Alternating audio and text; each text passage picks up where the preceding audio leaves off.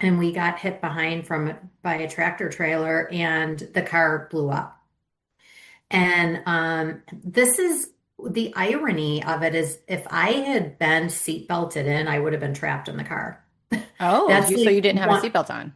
I did not. I was actually sitting in the passenger seat. My cousin was driving because she was older than us. My other cousin was in the back seat. And when the car blew up, obviously first responders showed up and everything, but the car was engulfed in flames. They didn't know if anybody survived. Right. The impact of the car, though, basically cut the car in half. So my cousin that was in the back seat was able to walk out to the side, but he had internal bleeding, which he ended up not surviving. And the paramedics or the police, it was the police had saw somebody move their hand. It was me. So they realized I was still in the car alive. So they started screaming for me to get out because they couldn't get to me. And so I somehow, I don't remember any of this because I had a horrible head injury, but I somehow was able to get myself out of the car and get to the first responders. But in the process is when I got burned. Wow. Um, so I was very young when it happened. I was 11, 12 years old, and I ended up having a severe head injury. I was burned on 70% of my body. Wow. And the head injury alone was, that was tough because I had to basically learn how to read, write, talk, walk all over again. Hello, my loves. This is Johanna Burkhart. I am a multidimensional channel, teacher, healer, and author. And I am obsessed with all things metaphysical, esoteric, galactic, and of course, the healing journey. And I'm here to share my stories, my wisdom, and my teachings about being human in the illusion that we call reality. Welcome to Cosmic Blonde. Hello, my loves, and welcome to another episode of Cosmic Blonde. My special guest today is Tracy from Trauma Rockstars. Tracy is a podcast host and creator who is passionate about healing, resilience, and storytelling, using humor, authenticity, and compassion to connect with others. After suffering several severe burns as a child due to being the only survivor of an auto accident and being drugged and sexually assaulted and experiencing years of suppressed trauma, her aim is to now inspire others. Welcome, Tracy, to Cosmic Blonde. Thank you. I'm so excited to be here. I love having guests on that have a story of transformation. Gosh, especially with the way the world is today, I Mm. feel like it's so empowering and helpful for people to hear other people's stories and how they healed and how they transformed their life and their state of being. Because it is possible for all of us, no matter the extreme of what we've been through, because we've all been through stuff, right? Some more than Mhm. others. So tell us in your own words your story of what you went through. Let's start there. Yeah, I had a fairly normal childhood upbringing. My parents, I actually grew up on the East Coast. And when I was 11, 12 years old, my parents decided to move us to the West Coast for my dad for his job and career and all that stuff. So we moved to the West Coast. And literally 1 month after we moved, I got in my accident. Mm. So we're in this new place, and I was actually in the vehicle with my two cousins at the time when the accident happened. It was just one of those freak accidents, and we were literally hit behind by a tractor trailer. My cousin's car had stalled on the interstate, and we got hit behind from by a tractor trailer, and the car blew up. And this is the irony of it is if I had been seat belted in, I would have been trapped in the car. Oh, That's so like you didn't have a one. seatbelt on. I did not. I was actually sitting in the passenger seat. My cousin was driving because she was older than us. My other cousin was in the back seat. And when the car blew up, obviously first responders showed up and everything, but the car was engulfed in flames. They didn't know if anybody survived. Right. The impact of the car, though, basically cut the car in half. So my cousin that was in the back seat was able to walk out to the side, but he had internal bleeding, which he ended up not surviving. And the paramedics or the police, it was the police had saw somebody move their hand. It was me. So they realized I was still in the car alive. So they started screaming for me to get out because they couldn't get to me. And so I somehow, I don't remember any of this because I had a horrible head injury, but I somehow was able to get myself out of the car and get to the first responders. But in the process is when I got burned. Wow. Um, so I was very young when it happened. I was 11, 12 years old, and I ended up having a severe head injury. I was burned on 70% of my body. Wow. And the head injury alone was, that was tough because I had to basically learn how to read, write, talk, walk all over again. And oh, That's it was wild. it was wild, yeah. And my other two cousins unfortunately didn't survive. And the man that hit us, he, I believe, had a dislocated shoulder or something. I mean, obviously, he didn't intentionally hit us. Sure. He Yeah. survived. Um, but it was many, many, many years of surgeries and recovery. And, when you have, I had second and third degree burns all over my body. So you're going through years of treatment. So it's funny, the accident happened, but the recovery was just starting. Yeah. And so I went through all that and, tried to have some as normal of a life as I could, but it was very difficult. And then I get into What was difficult about it though? Like, was it just the process itself? Was it missing out on your childhood, all of the above? Like, yes, yes. And I think a lot of it because of the head injury, I actually don't remember a lot of my childhood. yeah, Um, Nor do I remember the accident, which is a good thing. you're right.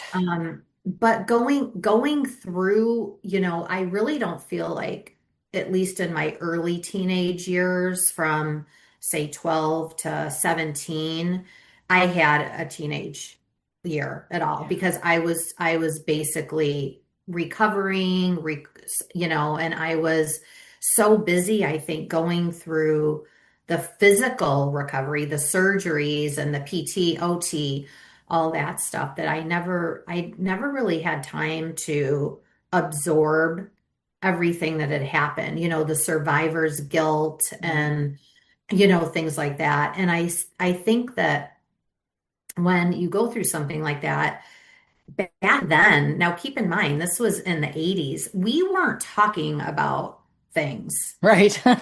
People, Yeah. things in general. There Things were we still being had swept under the rug. very few resources like that we have now. Very few people out there that you can research that might be able to help. So I don't even think my parents, like, I don't think anybody knew how to help me except Yeah. the physical doctors knew how to physically help me, but emotionally and everything, I don't think there was a lot of help out there. And of course, I went through therapy, I went through counseling and all that, but it never resonated. It is, therapy does help people. I Yes. know that, but for me at the time it didn't. And then fast forward to trying to live somewhat of a normal high school life. When I'm 15, I go to a high school party with friends. You know how high school parties are. You Yeah. never know who's going to be there and show up. And I end up getting drugged and gang raped. Mm. And that was, again, don't remember because I was drugged. I know the after. And after that, because my accident was such a high profile accident when it happened, it was all over the news.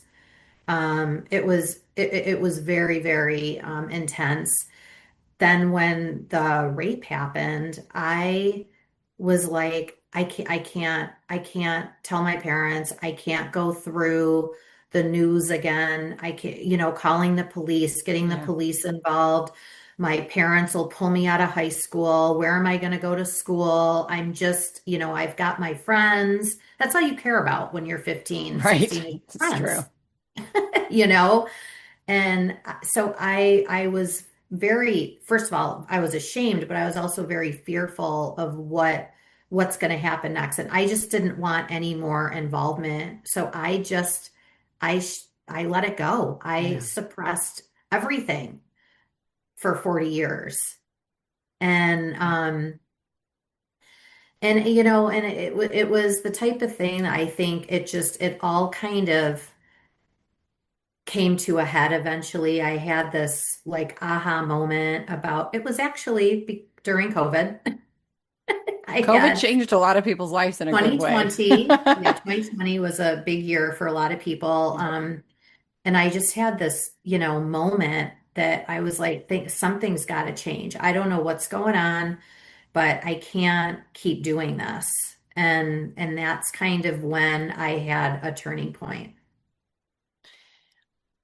I can totally resonate with that. And I think there's a lot of women who were sexually assaulted in their teenage years that just didn't. And I was one of them. I didn't tell my parents. I didn't want anybody to Yeah. know. I just wanted to live a normal life and just kind of hmm shut it all down.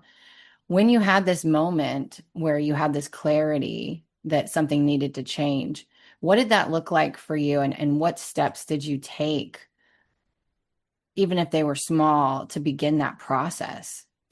What was really helpful for me is I started meditating. And when I started, and I still, I meditate every single day. And, some days are, if you meditate, some days are Yep. better than others. They call it a practice for a reason. I started meditating though, and I started learning about inner child work. Hmm. And, I was watching this, or I was listening to this guided meditation, and it really resonated when somebody was like, you really need to go back to that, do that inner child work and visualize that child and figure out what's going on. And during that, it was just a guided, I was in the privacy of my own home doing a guided meditation.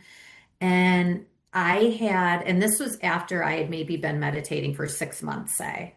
Okay. Okay. So I had this moment of clarity where I literally sat up and I was like, oh my gosh, I get it. I know what's wrong. I never felt understood as a child. And it wasn't all the traumatic things that happened in my life as much as I never felt understood and heard Yeah. as a child. So that was a big moment for me. And that happened in about 2020. And then I really started with meditating, working on, then I learned about your higher power and how it can guide you and how you can really create the life you want, and things like that. So I started really, and I'm the type of person I'll go down a rabbit hole. If Yeah, it me too. resonates with me, I'm like, watch out. Like, don't, I'm not coming around. I'm going down this rabbit hole. And I really started doing a lot of work and research and it really helped me identify like who it helped me number one identify that up until I had this moment, I never really knew who the hell I was. Right. I had no idea who I was as a person, what I wanted in life. Like, I had no idea how important the energy that you put out in the world affects your daily your Yeah. daily quality of life. And so I started having all these moments like, could it be that simple? And it is, but it's a lot of work. It is that simple, but Yeah. it's a lot of work. It's kind of like an oxymoron to Yeah. say that. But I started really, and then not only did I have this realization that I never really knew who I was, like I had somebody very dear to me when I was growing up always say, you need to know your self-worth. And I never knew what that meant.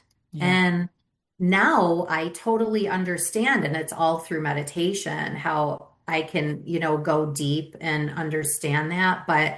And it's still a work in progress. I mean, Right. it's every day, is a work in progress. But those were, I think, the key things that really changed the direction. And I realized I need to start healing. Yeah, I was just talking about this with my own community, how, our programming, our trauma, our beliefs create identities. They shape these identities that we think is who we are. And that's exactly what It's, happens. You come into these moments of awakening, right? Of becoming more aware of yourself, and you mhm, recognize this identity isn't serving me anymore. And you were successful at finding the root of that identity by being able to, for probably the first time, that version of you being seen, heard, and understood, and that's all that mattered, was that you yeah, saw, heard, and understood her, not anybody else. Because that, yeah, like you said, the reality is just a mirror of your own internal state of consciousness. And yeah, when we have those moments, it's powerful, and it is that simple. But the work is in the consistent practice of reframing yes, every damn time that stuff comes up. And that's why a lot of people don't succeed, and they think that, and on top of that, there's the collective programming that things have to be hard, right? And yeah. complicated. And it's just not true. And so I really love this for you. And I'm so happy that you're sharing this, because we need this to be drilled into people's minds that really the power really is within you. Yeah, and I want to also mention too that for people that maybe thinking about starting meditation or thinking about even just doing some research on what Yeah. it's all about and the levels that you can go with it. If you start and stop and you're not consistent with it, it's okay. Be Yeah. kind to yourself. It's, Hmm. because it's okay. Just step back into it. Don't worry, if you, it's like, oh my gosh, I skipped the gym all week. Right. Just go back. That's okay. Yeah. You're allowed. Like, be kind to yourself.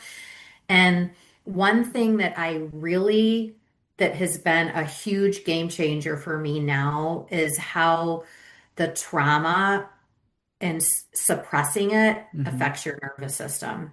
And your overall health in general. Well, and you know what? I don't know how I did not get sick. I don't know how I didn't get some kind of autoimmune Yeah.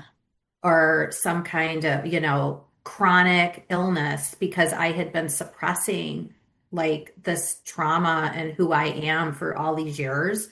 I don't know how. There's must be like angels on my shoulders because and now that I've learned how much like this affects your nervous system, because your nervous system is everything. If you Yes. have gut issues, it's your nervous system. Yes. If you have anything that, and I just feel like if you can really understand that, if I even get a little twitch, I pay attention. I'm like, what is that trying to tell me? Yeah.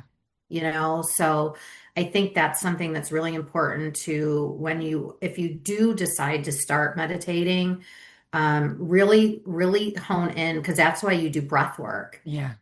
and really hone in. And like when a lot of times when I first started meditating, they would do, okay, let's start with your toes. And then, and I'm like, this is so stupid.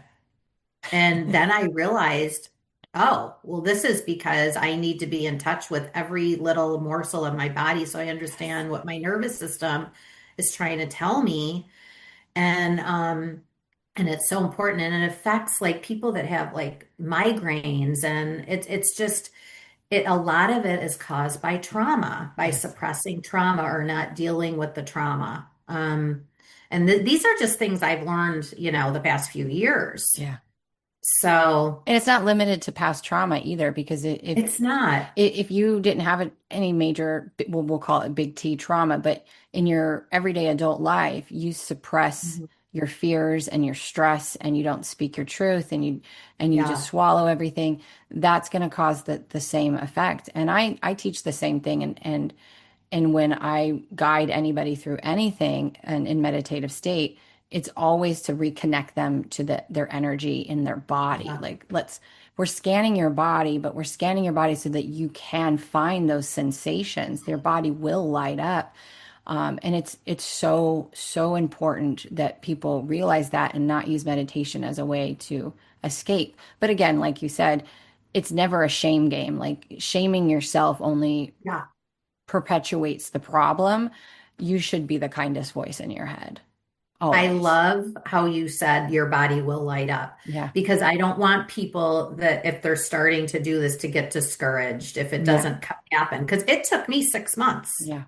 you know, just to have that inner child moment Hmm. where, I need to just give my 12-year-old self a big hug and understand like what my thought process was. But if you stick with it, it will light up and just be kind to yourself. If you Yeah. need to step away from it, it's a journey and it's your journey and there's no one size fits all. And, I just talked to somebody recently and COVID is trauma. Like Yes. what COVID like the world changed after 2020 and COVID was trauma. So people are like, I've never been through trauma. Well, good for you, but COVID's been trauma for the Yes, world. it So there, has. and it has caused some fears in people and, and things like that. So, really kind of think about like those things because we always have stuff to work on. Yeah, and that's the thing is like I believe we're all healed already, but Mhm. we Interesting. yeah, I mean to say that we're not healed is just wrong because we are whole and healed all the time. It's just a matter of us recognizing that and evolving and expanding our awareness of self so that we can access our truth. It's shedding of those identities that we are Yeah. what our trauma shaped us to be or what our family Hmm. dynamic shaped us to be. And that's not that those were circumstances. Circumstances don't create anything. Your state of Right. being creates everything. And when you're a child, especially when if you have childhood trauma or what you experienced in your teenage is just horrific. And that is going to shape you. It is going to create things that you needed in that moment to preserve yourself, to protect yourself. And that's Hmm. okay. But the moment you no longer need that, that's when you need to shift and, change the story. And so that's Yeah. just always good little nuggets for people to just be reminded of because we forget, we're human, we live life, stresses come in and we forget these little things that it's like, oh, that doesn't mean anything about me because of something that happened. It was an experience. It might have been good or Mhm. bad, but it doesn't have to be my identity. It doesn't need to be who I am. Yeah, and it's funny because recently I went through this. I've had all these like breakthroughs. It's so funny, and the more breakthroughs I have, the more I want. It's Yeah, almost like I'm it's starving addicting. for it. And so I went through because I really wanted to dig as deep as I could, and I was ready for it, I felt, because I had done so much work already. And I recently discovered and went through MDMA treatment. Oh, how was that? It was incredible. I read about it and I was reading about it in this book. And do I have it? I don't have it here. The Tell. Okay, I don't know if you've heard of it. I haven't. But she went through similar childhood trauma. I didn't even know what this book is about. I just knew it was fabulous and I wanted to read it. So I get this book and it's about this woman who had been sexually assaulted by one of her teachers for Oh, years. And she suppressed it. She didn't even remember it. And but she knew something was off. So she went down a rabbit hole and discovered this MDMA therapy. And when I read about it, you could have knocked me over. I literally, you want to talk about your nervous system? My entire body started shaking when I read wow. about it. And when I read what it could do, it was like my body was telling me, this is what you need. Like this is what you've been waiting for.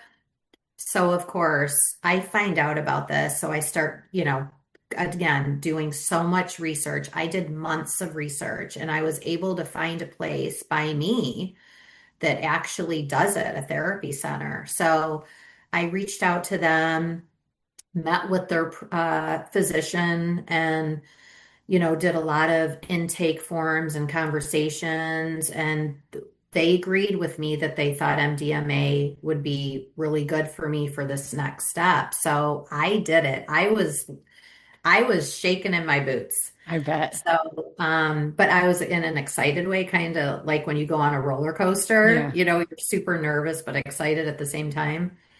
And by the way, for And people who don't know, that is when you know something's in alignment for you. You have both yes, responses, fear and excitement at the same time because it's both yeah. sides of the coin. Yeah, yes, exactly. And when I first learned about it and my body like just kind of started shaking and I was like, holy shit. What Yeah. is this stuff? What is this?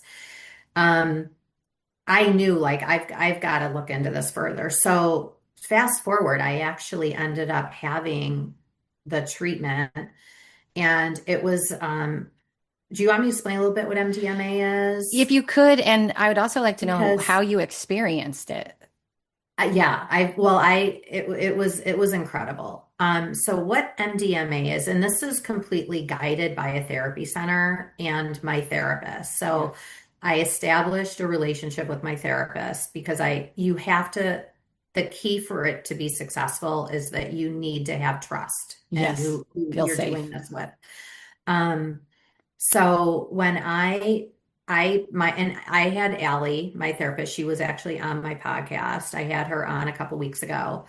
And MDMA is a, it's the key ingredient in the street drug ecstasy, but it's not ecstasy. Right. It's a pill, it's a medicine form that a provider gives you and what it does is it completely opens up.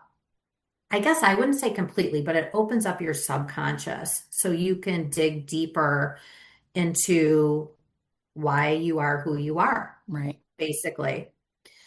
So I took it and this was it's been a minute, but I took it and it took about 45 minutes to kick in and I felt it like they call it the climb. I just felt like I didn't know what exactly to expect. And I remember the entire thing. It's not like I've never taken the street drug ecstasy before, but you're not seeing pink elephants. It's not like that.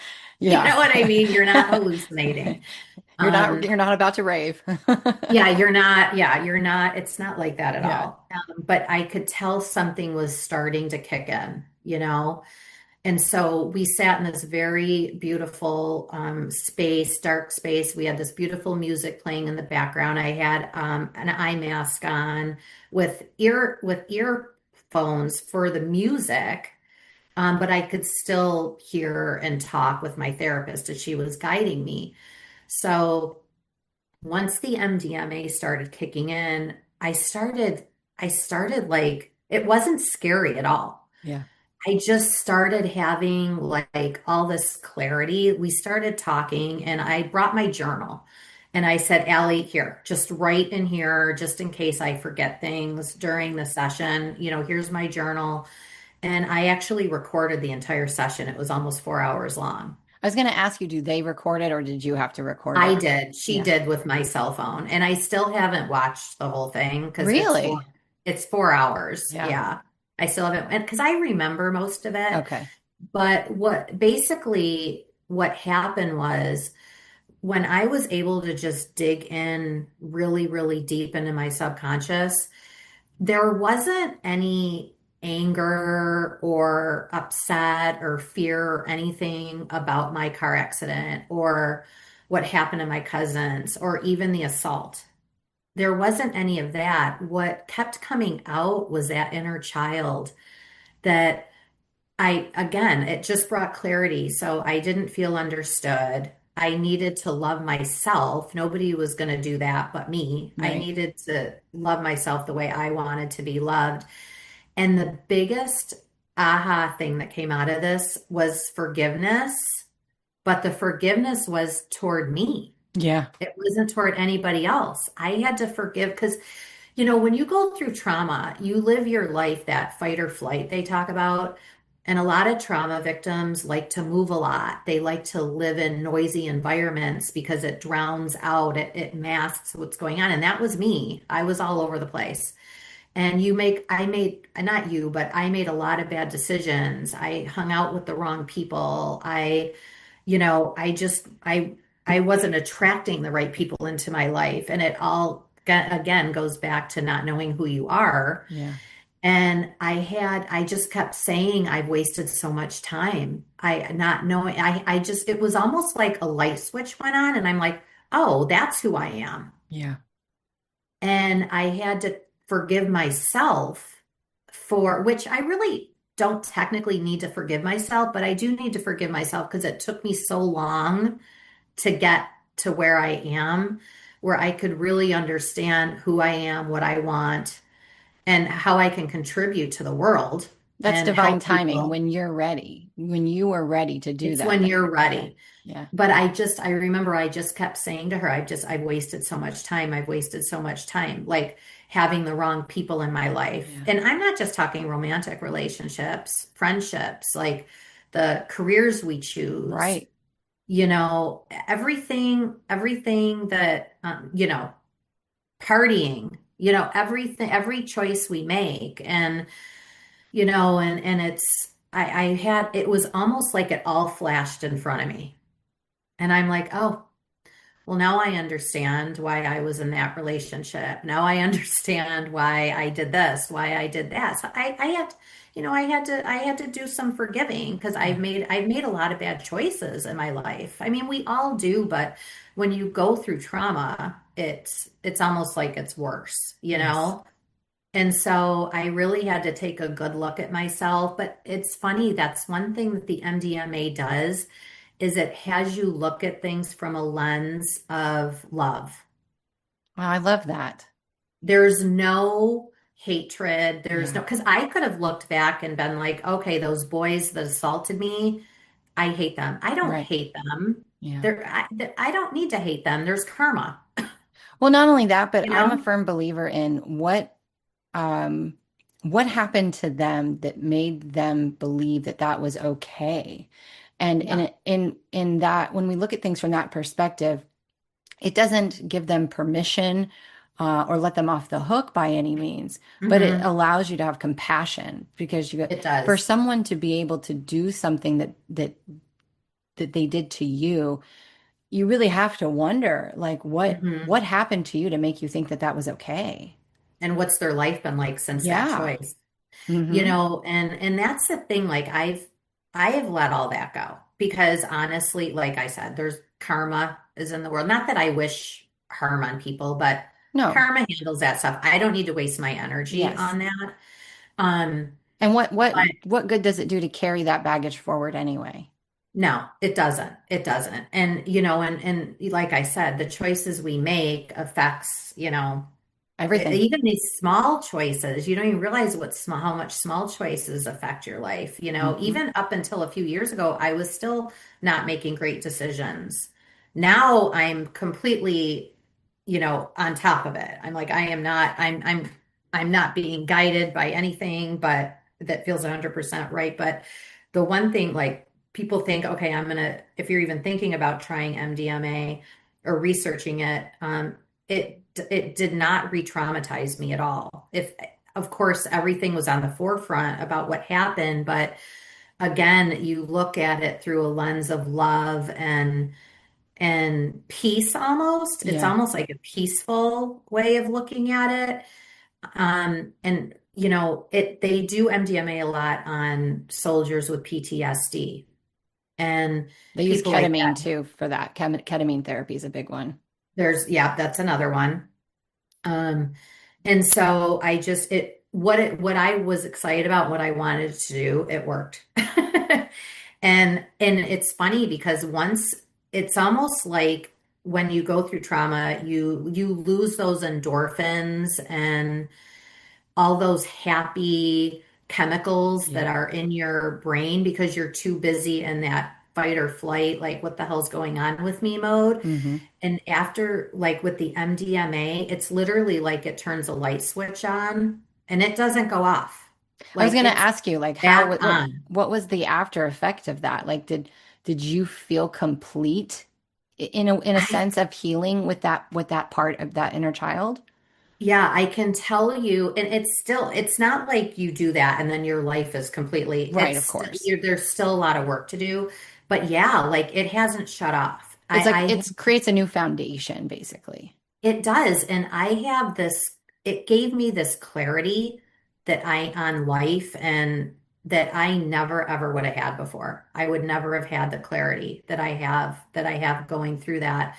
And now it's funny because I have so much empathy for anybody who has been through trauma, of course, but I can see a mile away just the way somebody's body language is or they act that they've done zero work Right. on them. Like where I couldn't spot that before. Yeah. Like now I can see it and I'm just like, oh gosh, you've done no work on yourself. You know, I feel bad. But where I wouldn't have had that. So you just got this clarity and it's almost like you can see through people. You Yeah. can see right through them. And so after she told me, she's like, I was exhausted, like the first couple days after, just mentally exhausted. I was very tired and I did it on a Saturday. So I had basically all day, all Saturday and Sunday to kind of chill. Um, but she said, she goes, the next few weeks, even months, things are going to start surfacing that you're not expecting. And they did, like a lot has come up because it doesn't just stop there. A lot has come up that didn't come up in the session that I've had to face. But then I started journaling. This episode has been brought to you by Evolve. Evolve is an all-inclusive membership designed to help you shift your frequency so that you can create the reality that you are desiring. We do that through shedding parts of ourselves, identities shaped by trauma, our childhood, and societal beliefs. And we start to align with more of our authentic selves, which is the most magnetic version of us. Utilizing a combination of pre-recorded digital content includes 52 plus digital products, 9 full-length digital courses valued well over $5,000, a meditation library, and so much more. It also includes 2 live monthly group Zoom meetings that include hot seat coaching, live channeling, guidance, and of course, community. There is a full price yearly rate bonus, which is a custom binary beats track that is courtesy of Earth's Kiss Alchemy. This is a custom track created with technology that analyzes your voice and creates a binary beats to help realign your frequency back to your highest truth, which is also a $350 value. If you would like to join Evolve and have exclusive access to Johanna Burkhart, please check the link in the description box below. And so what I'm doing now, when I was not a journaler at all before, and I'm still working on it, but I started journaling so I can get everything out, like, because I don't want to forget if it comes to mind. So Right. I'm writing things down. But again, when things are coming up, it gives you, I have the ability now to handle it in a Yeah. different way than I wouldn't have before, where I may have just shut down Well, you have and suppressed it again. your nervous system capacity expanded. Yes, Yes. And that way you can, because that's the thing is sometimes things are too big and our nervous system doesn't have the capacity to process right. it. And so that's why nervous system work is so important and why having help, whether it's a coach, a guide, a plant medicine person, whatever it is that helps you Yeah. to expand that capacity is so important because now you Mhm. can hold space for yourself in that version of you that Yeah. needed that so much. And I think that's the thing that people don't realize is in the holding of the space and you sitting basically with that version of yourself and seeing that version of yourself, you had to have the capacity to do that for what she went Hmm. through that she doesn't even remember going through Yeah. necessarily, right? That's a Well, lot. it's funny too that since I've gone and believe me, it hasn't been like roses and Yeah. butterflies. there it's still, I am still an everyday work in progress. And so I've had to, I've had some stuff, tough things that have happened since then. I've had friends fall off that just haven't had the capacity to handle it, or just, we kind of outgrew each other, maybe, Yeah. kind of thing. But one thing I will have to say is that it's given me so much strength and clarity that now, like with my meditation, I'm starting to learn about shadow work. Yeah. And that's been so important to me, because what shadow work is, and if I don't describe this properly, correct me, but what shadow work is it really gives you the ability to look deep at the kind of the yucky things about ourselves, Yeah. and why, we do certain things that we do. And you can really look inward at, I don't want to say the bad sides of us, but we all have good and bad sides, but the Yeah. shadow work. And I'm starting to do that now because I'm so ready for it. Like, and I wouldn't have been ready for it before, but I want to see those sides of me too, because I'm ready to like see it all, Well, it's look. important to do that because it when you are able to see and love whatever is showing up for you, that is what unconditional love is. Yeah, And so if you're not willing to do that, nobody else will. And I love your explanation of shadow work. I see it more as the density that's blocking our own natural light from shining in the world. And that density yeah. is other people's baggage, essentially.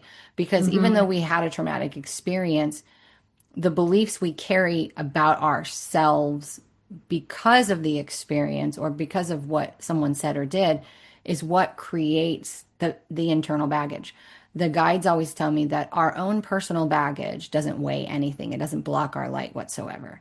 It's other people's stories, programmings, beliefs, identities that was created from that experience that isn't ours. It's not aligned for us. It's not naturally who we are Hmm. that creates this density, thinking of a wall that's actually blocking your own light.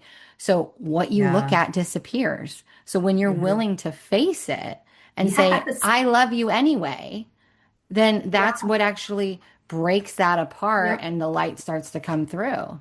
Yeah, it's so true. And I want people to know that, like, of all of this that I'm talking about, like the meditation, the MDMA, the whatever, all of this, like, nothing has been anywhere near as therapeutic for me as finally talking about it Yeah, right? and sharing my story, Mm-hmm. and finally just being open to not giving a crap what people think, and telling my story. And that's talking about it and being like, to talk with you and other people that, and hearing their stories is almost more therapeutic for me Yes. than going through all the journaling and the meditation and you still have to do that work, but that is been the most therapeutic part. And which is why I started the podcast, Yeah. because,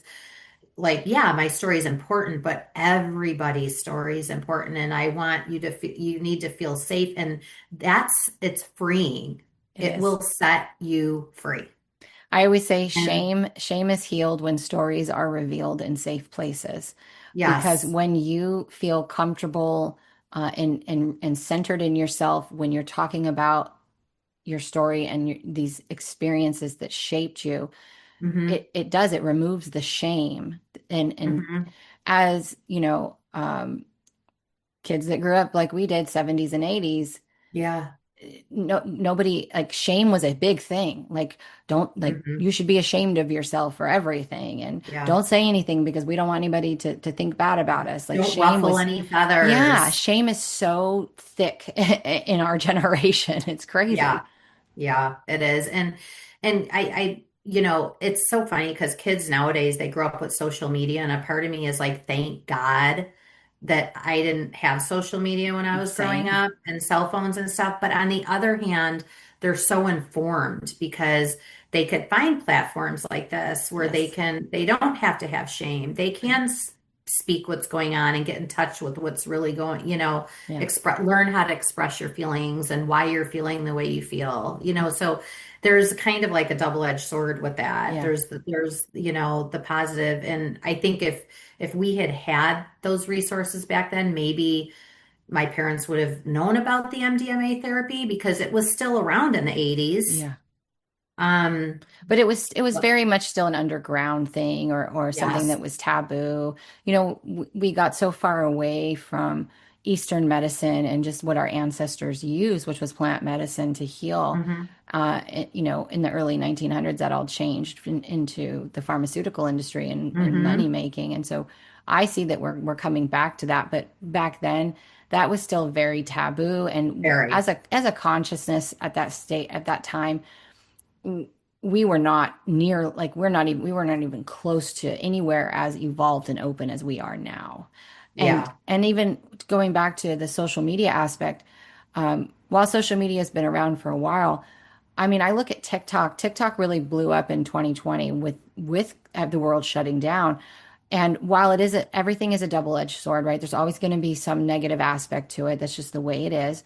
Yeah. But it really opened up the world for everybody to connect in a different way and realize that we're all Hmm. going through something hard. And it really kind of took, again, it strips away the shame and the fact that people feel alone, and people started to feel, oh, it's not just me, and oh, there's other people like me who have similar stories and similar things. Yes. And so social media can be what you make it and what you Hmm. utilize it for, and so I Right. feel like while there's always going to be negative things that can come from it, there's so much positive if you know how to use it for that way.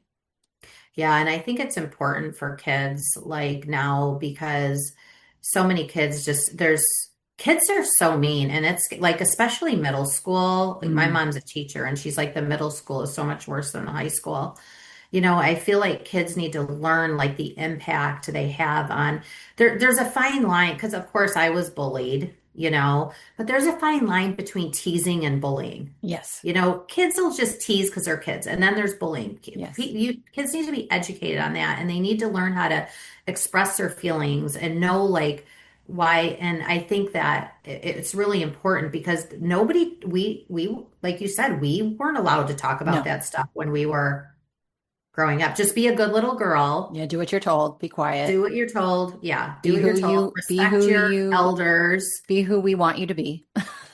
Yeah, and I even tell my niece, I'm like, yes, you need to be respectful to your elders, but you do not have to put up with if you're being mistreated or whatever, you do Yeah. not have to put up with that. Where when I was growing up, it's like you don't question your elders. Right. And I mean, I take it as far as, like, if my niece or nephew, they're 3-year-old twins. If I ask for a hug and they don't want to give me one, I say, okay. Mhm. Like, Mhm. it's just, yes, you should respect your elders, but they should be respected too. And what Yes. they need and what they want is Yeah. just as important as what we Yeah. want. And so it's a totally different time now. And I love that you brought the school thing up, because I've been an advocate for, gosh, years. In fact, my first book was a book I wrote for my son who was being bullied, not just by Mm-hmm. kids, but by teachers. We lived on a Mm-hmm. small town island, and they didn't take to outsiders well. We weren't from there, and it was horrendous for him. But I have been a huge advocate for, we need a class in schools that teaches emotional intelligence, letting children Yes. understand the emotion that they're experiencing, because the parents Mm-hmm. are not, many parents are just little children in adult suits that Yeah. can't mirror back to their children. I see you're And they're so angry. I see smart. you're sad. I see you're Yeah. whatever. And also emotional availability, that it's okay Mhm. to have an emotion and how to process that emotion. And because the parents, a lot of parents today, and nothing's wrong with you if you're one of those parents. My parents definitely didn't have the capacity to do that. And with my first child, I didn't have the capacity to do that. But if we can have that in school with people who that is their zone of genius, that can help children learn Mm-hmm. those things in the middle school to early high school, that is 8 to 15 is when people learn their EQ, Yeah. their emotional intelligence. So if we Yeah. if we had that, gosh, this world would be a much different place. Yeah. I agree. And, we didn't have that. No. I mean, concentrate on there's tools there to help these kids. Like Yeah. when I think about 12-year-old me, and people weren't asking me the questions I needed to be asked because and some and I feel like the people that were asking the questions weren't the people I wanted asking it in the first place. Right. You Yeah. know, it's kind of like you need to know like who it's kind it's kind of like you got to kind of pick who's guiding you. Yeah.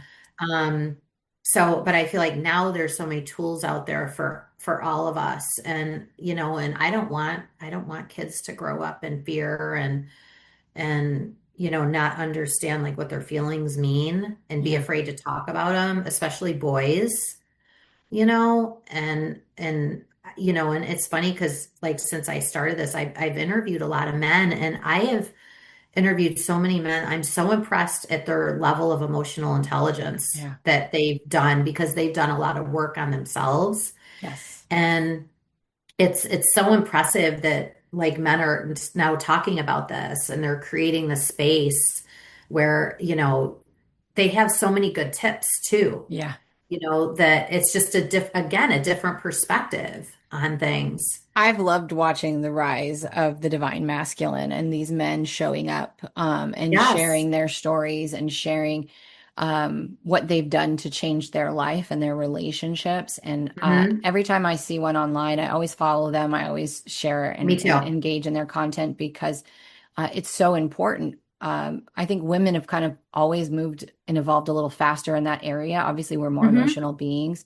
Of And so course. seeing the stigma being removed from men and it not being a weakness, because that's what it was. Like in our generation, you know, you were a girl if you cried. You know what I mean? Like the boys had to be tough and they couldn't express emotions other than basically anger. And it's just that breeds the violence that we see in the world, honestly. Yeah, it's not And healthy. no, not at all. And so I love and support all the men I see that are out there shining their light and making it less taboo and manly to own their feelings and talk about them. Yeah, because like for all you women out there, to me, that is like the so sexy It is to very see much a so. man who's so in touch with his self and he's not afraid to express his emotions Yeah, and and I think that's just such a beautiful thing to see. it is. But even anybody, like anyone who, if this conversation we're having even gets somebody to start thinking a little bit like maybe I should talk to somebody about what I've been through because I've had strangers reach out to me, someday I'm going to tell you what happened to me. Okay. Well, guess what? It's working. People are talking, Yeah. you're thinking. It's Yes. starting to that's just the first step. So, I think that there's a community out there for people that'll support you and can guide you through that fear because Yeah, it's all fear-based. it is. It And people is. are afraid, like I think a lot of people don't want to know who they really are, maybe, you know? Yes, I mean, I think the other part of that is I think people have only known a certain version of themselves for so Hmm. long. It's not necessarily just that they're afraid of who they could be or who they really are, but it's letting go of only thing they've ever known. Yeah. It's a grief process. It is a death, it is, but that we call that ego death. But what I like to say is it's a homecoming. It's giving that version of you that has been in fight or flight, that's been battling, that's been weighed down by all of these things. It's finally allowing that version of you to rest in peace. Yes. And so that's when we open our hearts and we accept that version of ourselves in whatever form they are.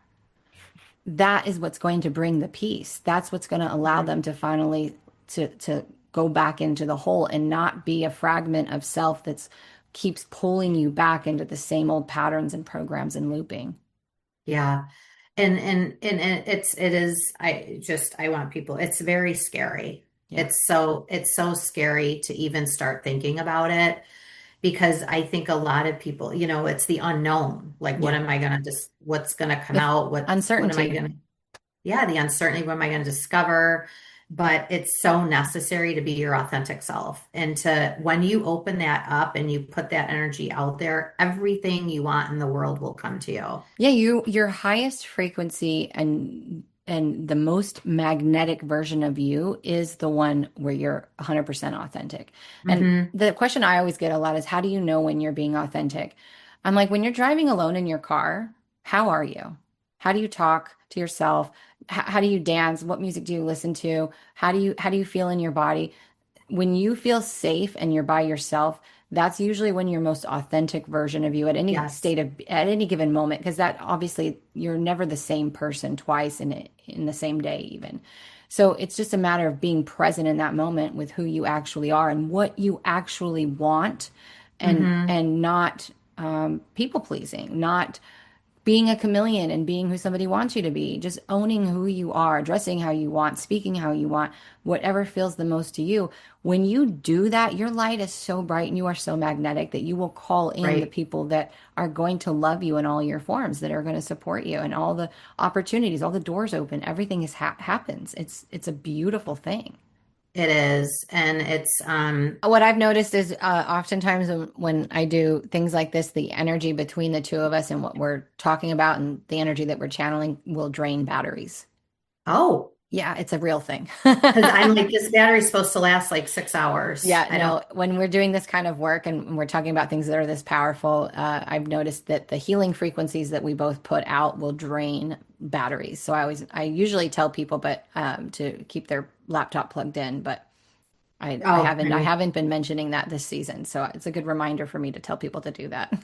yeah, it's funny too, because with, when you were talking about like who you are when you're driving in the car, I'm going to remember that because that, you know, that's so true. Yeah. Like that's how you got to, look in the mirror. You're all by yourself. That is who you are and how Yeah. you act. And that's such a good point. Or You even got if a you're lot. home alone, like when you're home Yeah, alone and you put the music on, you're cooking, you're dancing, you're doing whatever. Like that's you.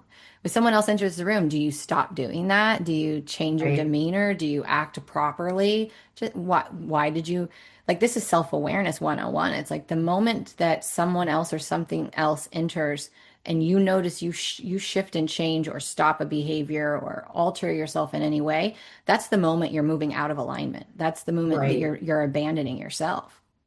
right.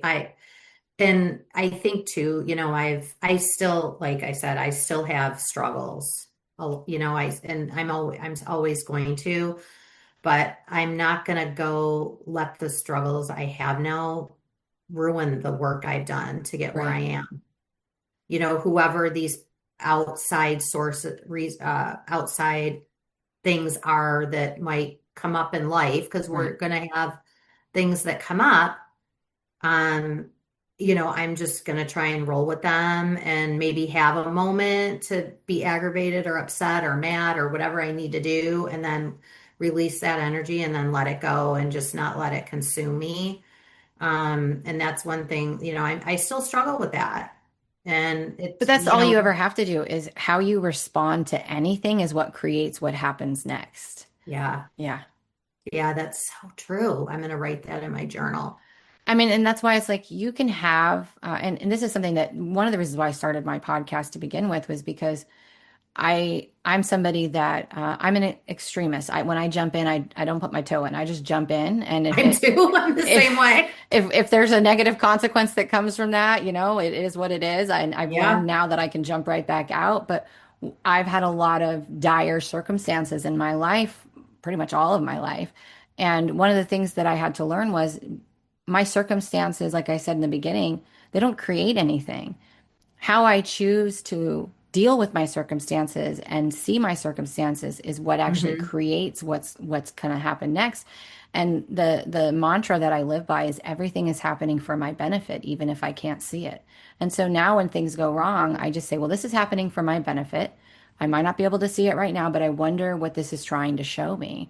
Right. And just that little bit of self-inquiry can really shift everything because now you've moved out of victim and now Hmm. you're like, oh, okay, so this is happening because this is either redirection or it's trying to show me something that's limiting or blocking me. And now I have the Yes. power to go, okay, now I'm in a powerful spot of alchemy where I can actually change my reality. Thank you. I saw the speed bump. I saw the tripwire. I saw the thing that was limiting me. And Mm-hmm. so it almost creates this excitement around being triggered or having something come up. It doesn't take away the discomfort at all, really. Of course. But Yeah. it at the same time, again, it's like, oh, this is here and this doesn't feel good. But okay, cool, this is here. Now I can move through it, you know? Mm-hmm. It's yeah, and that's the one thing, like this healing journey, like I feel like I'm on the other side of it. I went through that door. I'm on the other side, the door shut, but it's still going to be a journey the rest of my life. Yeah. But you have a But good tool belt now. yes, and I kept saying, I wasted so much time, but I've got this next half of my life Yeah. that I can be my authentic self. And for whatever reason, it took me this long to get here. But again, there's a reason for that. I wasn't Yeah. ready. I didn't have the tools I needed. Um, a million reasons why, but that's okay. I'm here now. And And none of it's really a waste because it's made you into who you are today. It was important ingredients. yeah, it is. Yeah, you can't skip ingredients when No. you're cooking, because it's gonna. You can try. I've tried, and let me tell you, you just get pulled right back in and start all over again. And it's funny too, the suppressing everything and just, trying to live in that deny. I guess it's a denial. Yeah. It will catch up to you. Yes. You So can't outrun yourself. you can't, you have to get ahead of it. You Yeah. really, because it caught up to me. Boy, did it catch up to me. And, COVID happened and I was in a toxic relationship and the first thing I did was get out of that Yep. because that was, it was suffocating me. And I got out of that. And then I was able to really fully concentrate on me. Yeah. It's funny, 2020. I mean, I've been on this healing journey and my awakening for, gosh, probably more than 15 years now, but 2020 is when everything kind of caught up to me because I was still repressing and holding on to things Hmm. that were not serving me whatsoever. And I had gained a Hmm. bunch of weight. I Yeah. ended up in stage 3 adrenal fatigue, which Oh, jeez. means like you literally can't move. Like it's an act of God to get you out of bed, and then you can't sleep Mm. at night. And it was just this toxic cycle. And 2020 was it where it literally was like one day I woke up and was like, I can't be married anymore. Yeah. I can't, I was spending years trying to save my marriage and carry it and do all these things. And I was abandoning myself that whole time. And 2020, I was like, nope. And I was done and started my healing journey of my adrenals and my nervous system and choosing me because Yeah. I was always choosing everybody else because that's what I was Hmm. taught. You don't matter. You have to put everybody else in front of you. Yeah. And so, we have to have these moments. I think 2020 was a like I called it the year of hindsight clarity, right? 2020 Hmm. is seeing clearly. Yeah. And I think it literally woke a lot of people up to see things either in the world or in their own lives that was like, whoa. And that was you know, COVID was a thing that was terrible in the world. And that's a whole nother rabbit hole. But the Yeah. benefit of the world shutting down is it forced people to sit with themselves. Hmm. It forced people to look at themselves and their life because they had no Yeah. major distractions anymore. Yeah. I want to ask you, just because you've gone through this, like when people want to have that full awakening, what do you think, like for me, I can't speak for anybody else, but what do you think for me, like, am I lacking any of the ingredients that's needed to have that, or does that just happen when it happens? Well, an awakening is just becoming more aware of self. So Right. the more, I mean, literally, that's all it is. Even if we're talking about what we call clairs or extrasensory abilities, right? Yeah. It I again, just it's learned about clairs the yeah, past couple of weeks. Yeah. it all it is you becoming more aware of yourself, and everybody has those abilities. Everybody has intuition. Everybody has certain ones that are more prominent for them, but it's becoming more aware of self. So just knowing your energy, being aware of your thoughts, your feelings, your actions, the words that you speak, just observing it. If you start Hmm. there, the more you observe, the more you'll notice things, and that literally expands your container and your capacity to hold your own light. And just learning to trust your intuition and how your intuition speaks to you. So those are Hmm. the two first things I always tell people is one is you got to learn how your intuition speaks to you. Yeah. Is it a knowing? Is it a feeling? Do you hear a voice in your head that sounds like you, but is talking to you using words like we and you and not I, right? So, Hmm. like, pay attention to those things and then Yeah. trust it. And two, become very aware as much as you can. It's a practice, it will expand. You won't be great in the beginning, but how do you speak? Like, what you speak about comes about. How do you speak? What are Hmm. your thoughts? How does your body feel in any situation around other people and circumstances?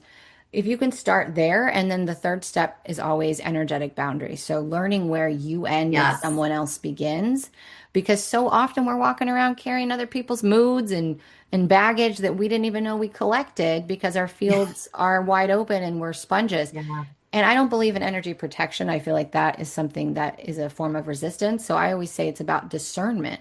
So when I get around people who are in a poor mood or are feeling guilt or shame, and I feel that inside of me, in the beginning, you always think, oh my God, I should be ashamed or I feel guilty.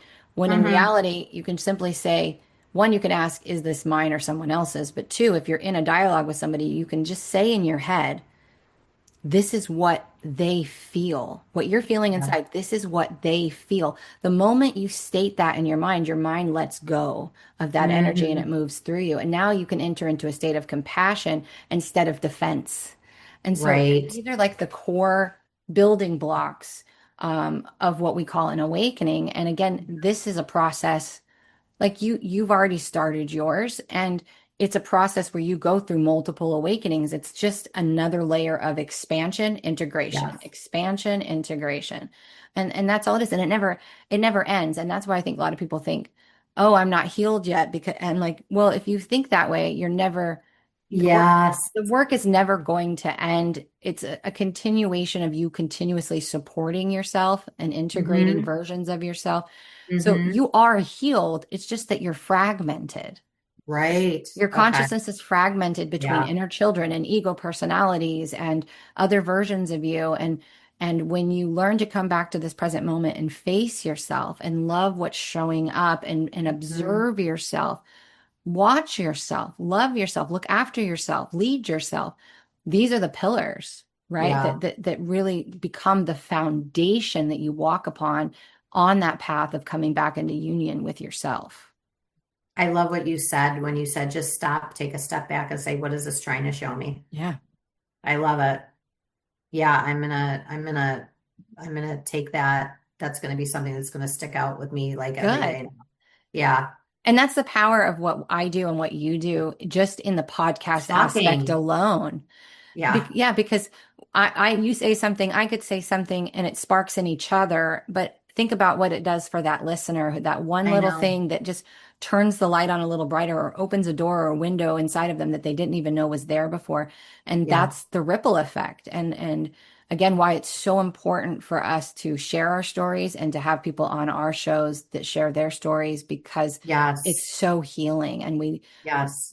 hearing someone else's perspective or hearing someone else's story and how they went through it, it what you said inspires you, right? It inspires other people to have the courage to do the same, even if it's just Hmm. having that conversation with their partner or their parents or their children about what happened to them, and letting go of that shame. It doesn't mean you have to go get on a public platform. It doesn't mean you have to write a book. I mean, because that's how I did it. I wrote books about Yeah. mine. Yeah. But I'm all over the place. You don't have to do that. no, you can just start Yeah. with one, acknowledging it for yourself, and two, Yes. being willing to share vulnerably with the people that you cohabitate with and love a part of you that maybe you've hidden away out of shame. And so, Hmm. and setting that free and being loved as that version, loving them despite that, or even more because of that. It's powerful. And so many people right now, with the things that have recently happened in the world, are struggling with speaking up and sharing their Yeah. opinions and truths and stories.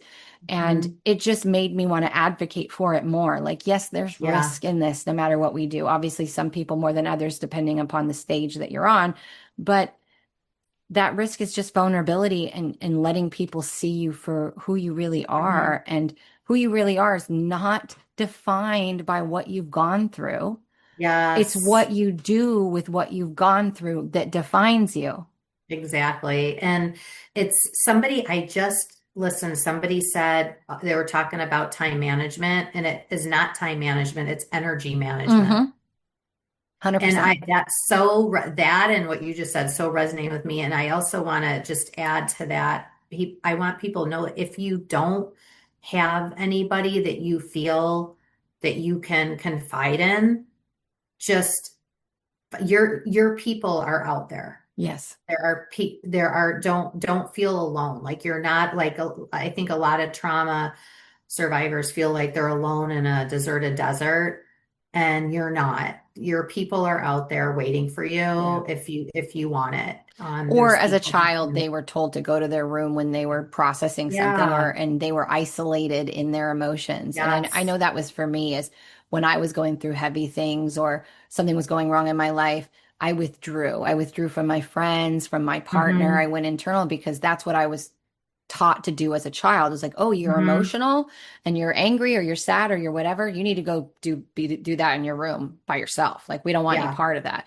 And right, so we have to move away from that with in society, and these kind of platforms help people to do that. I firmly believe that. yeah, yeah. Oh my gosh, this has been you've given me so many great tips. I'm Well, going to you be have journaling too. tonight. I'm going to be journaling tonight and jotting them down because I don't want to forget them because it's so important, and it's always a struggle, but that's okay. And I don't know if I said this to you in our pre-interview, but this whole time we've been on, I just keep hearing that you're going to write a book. So have you thought You about did, it? and Was I you? wrote Okay. yes, and I wrote it down. I wrote down that you told me that, Okay. and I actually as soon as we hung up, I told my boyfriend about it because I had thought about it in the past, not to the capacity like you had mentioned, but I have thought about it in the past because I'm not a writer, but there's a ton of people that do this that aren't writers either, and you Yeah. just do it.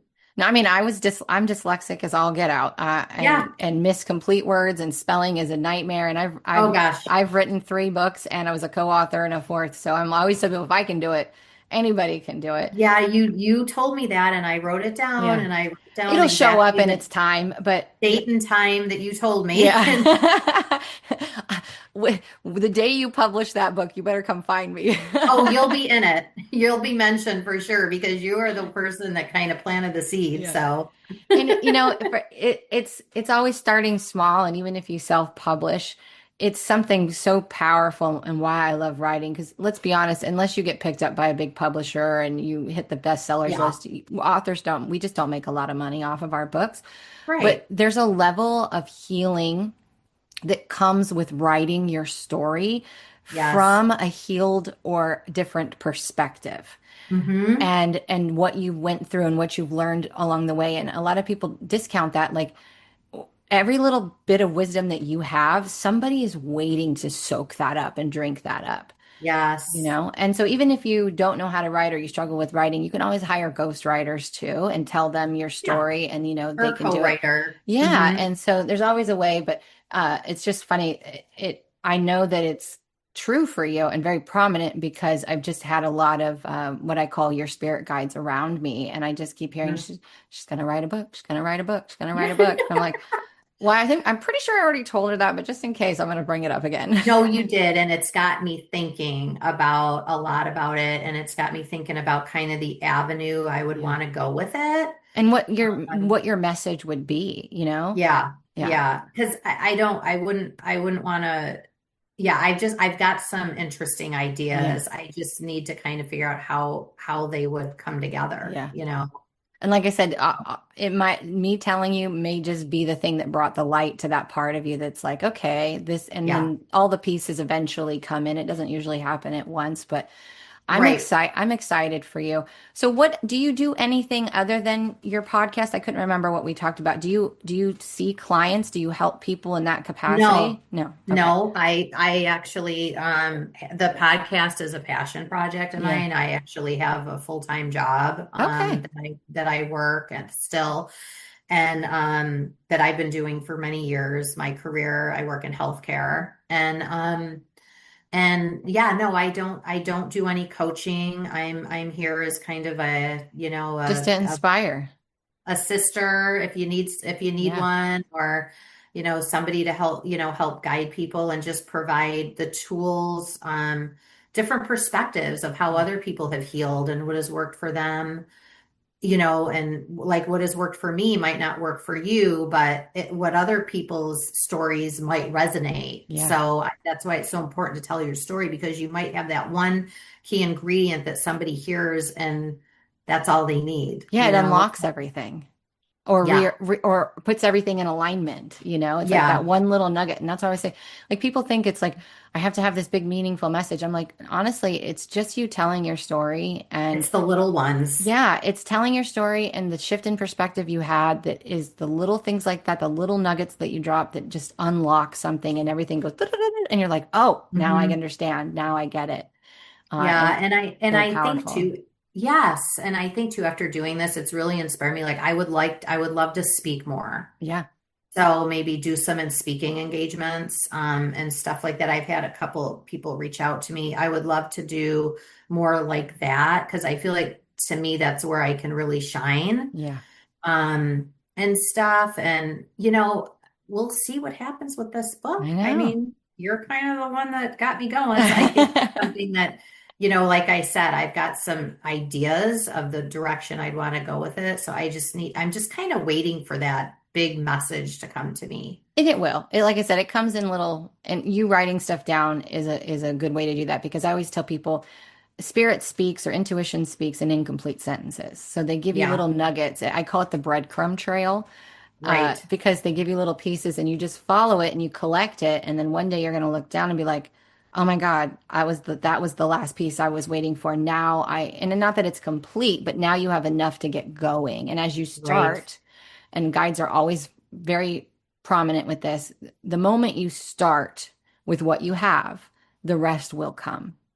But Yeah. you'll never have all of it up front, ever. Right. It Right. would be too much. So there's a reason Yes. why, and while the breadcrumb trail, kind of has a negative connotation from what we've labeled it as, it is that it's the yellow brick road. It's the little trail that leads you somewhere else. You have to take one step at a time.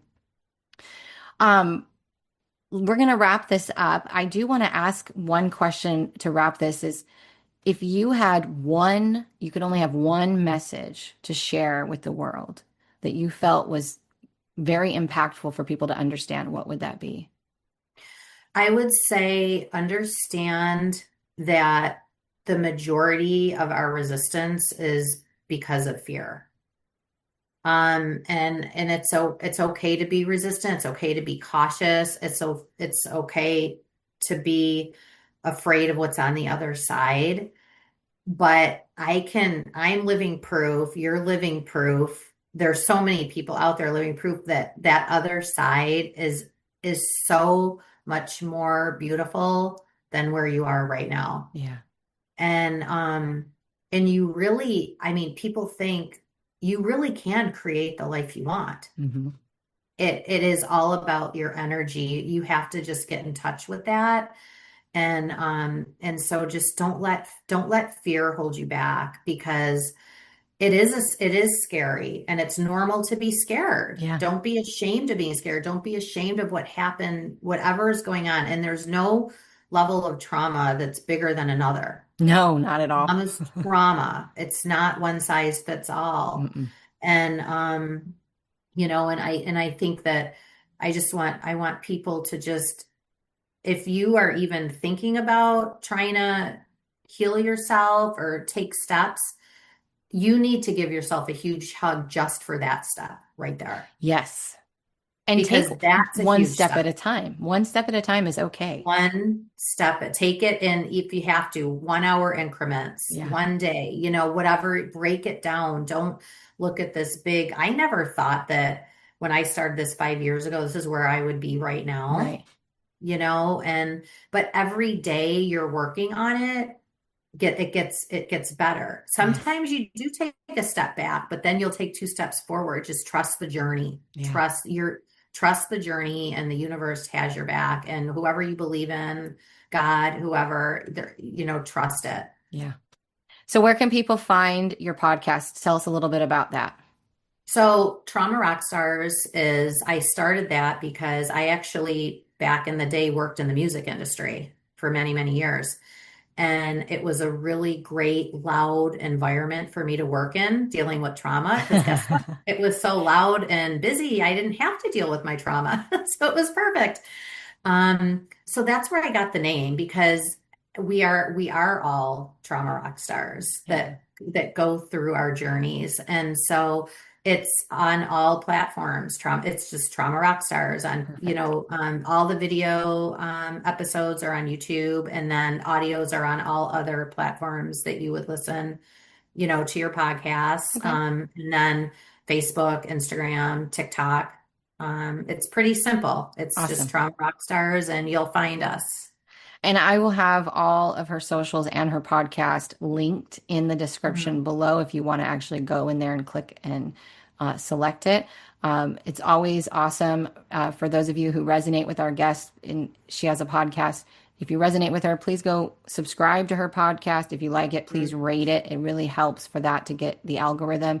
And the more that algorithm picks her up and shoots her up, the more she reaches the people that need to hear these stories. So, And I uh, want to hear from you too. yeah, How has this resonated, or if there's things you want to hear that I'm yeah, not providing. It's so, like, as you know, it's so important to have that feedback. interaction Yeah, with everybody, because I don't look at it as a listener or a follower. I look at it as we're a community yeah. now. You're a human, and I want to know how it We're impacted you.